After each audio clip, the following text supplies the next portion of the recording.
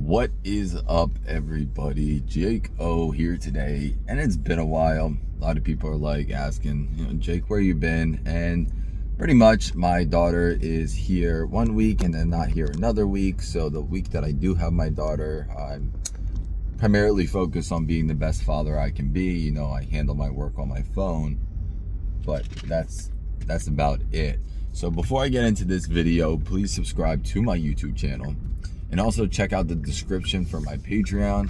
Just $1 a month for the basic subscription can help out so much.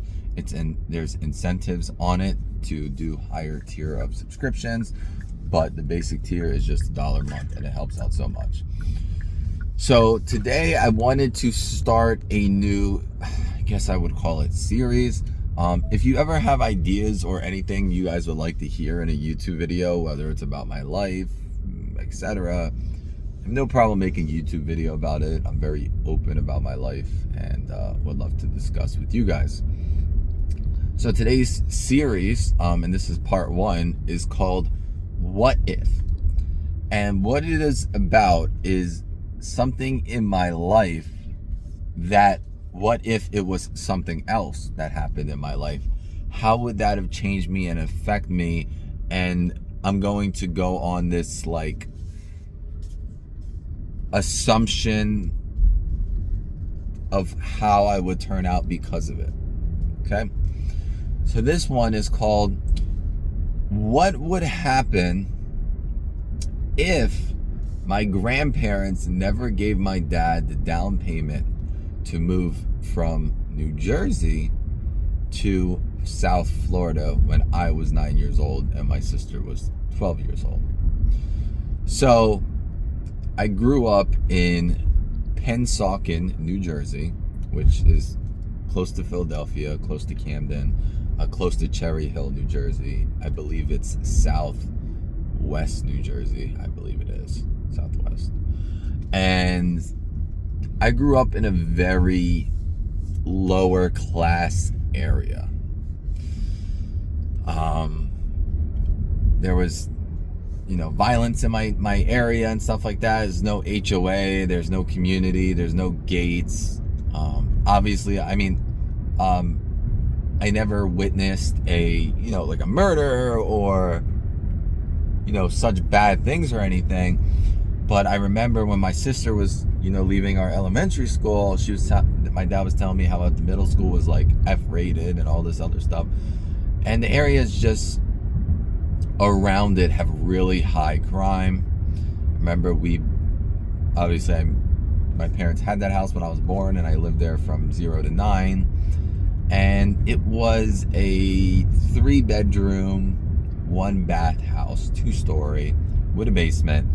And it's so crazy because when you're a kid, it's it felt so big, but it was realistically so small. I think it was 900 square feet, 2 stories. So you would walk in the front door, right to your left would be the staircase, and then you had this living room that went into the kitchen, and then you had your eating area in the kitchen, and then at the end of the kitchen was the basement, and then that was the whole downstairs, and then it had a mud room too. I forgot where the mud room was.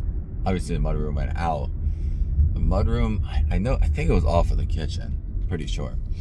And then we had a pretty nice patio in the backyard, and what I thought was a big backyard isn't a big backyard because I Google Mapped it. And upstairs, you would go upstairs and you would walk straight into the bathroom, and it was one solo hallway with my bedroom on the right, my sister's in the back, and my parents on the left, I believe. And like I said, there was one bathroom for everybody, all 4 of us. And that was my childhood home. So when we moved to Florida, the reason why we did move to Florida was because my grandparents moved to Florida previously, a few years before that, and they said, we want you to come. And my parents flew there one time and was checking out houses and this and that. So we went from about 1,000 square feet to my house over. I think it was 2,100 square feet. My 2-story house that I lived here, and it was under 1,000 square feet. So when we moved and I saw my bedroom for the first time. I want to make it clear what my bedroom was like in the New Jersey house. Sorry, this sun is just killing me. My bedroom was literally, and this is no joke, probably 4x6. That was the size of my bedroom. It might have been 5x6 or 5x7, possibly 5x8 if I'm being generous. But that was it. I remember, I'll tell you how big it was. I had a bunk bed that was a full-size bed. You had just enough space to stand, and then just enough space for a small piece of furniture. That was the width of the room. And the length was pretty much just the bed, and I don't remember what else. It wasn't much more than that.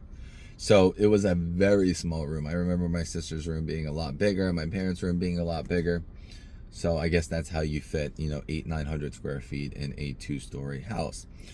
So when we moved to when we moved to Florida and I saw my room for the first time, it was a normal size room. It was like 10 by 12 or whatever.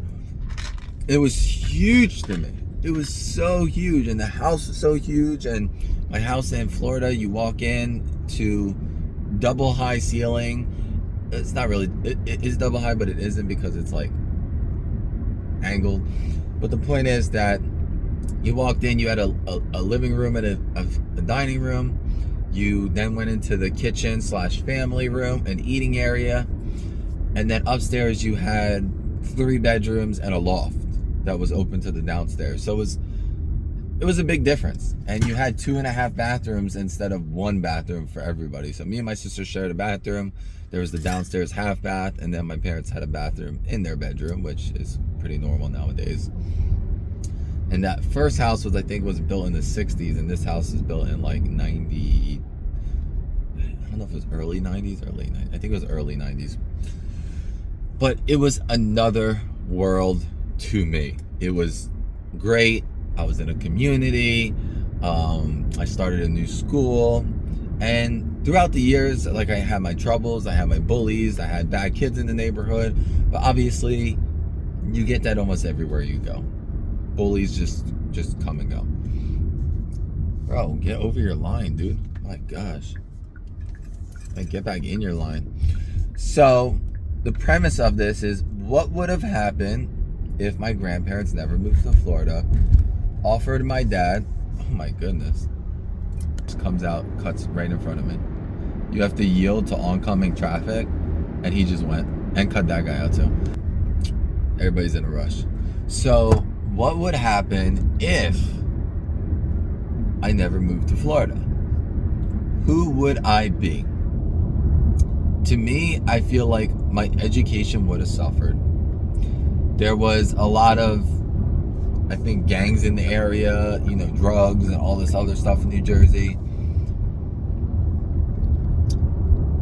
I'm actually fearful of what would have happened to me and how I would have turned out. And keep in mind, it would be a domino effect of everything that happened to me afterwards, like having children who I met, etc., etc., etc. My kids would be different. The person I was with would be different. Everything would just change.